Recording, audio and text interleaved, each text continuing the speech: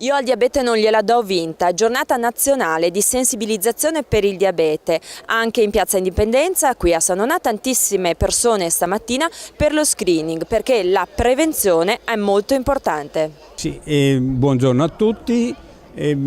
Questa è una manifestazione per fare prevenzione. Molte volte persone che non sanno di avere il diabete e portano delle gravi conseguenze successivamente. Noi qui nel Veneto siamo circa 250.000 diabetici e pensate che 130.000 non sanno di avere il diabete. Questi cosa succede? Succede che alla prima conseguenza, per esempio può succedere l'ictus, può avere un attacco cardiaco, eccetera. È tutto dovuto perché hanno un diabete non conosciuto. Se avessero un diabete conosciuto si curerebbero e quindi avremmo meno di questi tipi di incidenti. Giornata dedicata alla prevenzione, infatti in Piazza Indipendenza i presenti hanno potuto eseguire la misurazione della glicemia, ma anche l'esame del fondo dell'occhio senza liquido di dilatazione.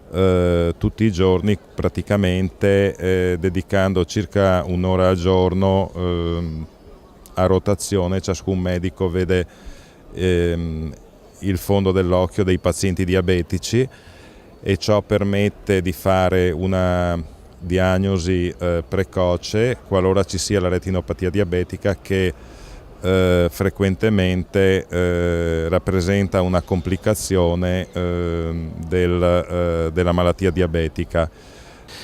Questa tecnologia che oggi è stata adoperata qui è una tecnologia assolutamente all'avanguardia perché permette di riprendere il cosiddetto fondo dell'occhio, cioè la retina, senza bisogno di dilatare la pupilla, quindi uno lo fa e poi continua a fare la sua attività giornaliera, non è limitato, il tempo è di circa 1 minuto per fare questo, poi questa foto verrà analizzata da persone che si occupano squisitamente dello screening, quindi in grado di recepire dalla foto anche piccolissime alterazioni che a volte onestamente possono sfuggire anche alla visita oculistica. Prevenzione, cura, ma anche e soprattutto informazione.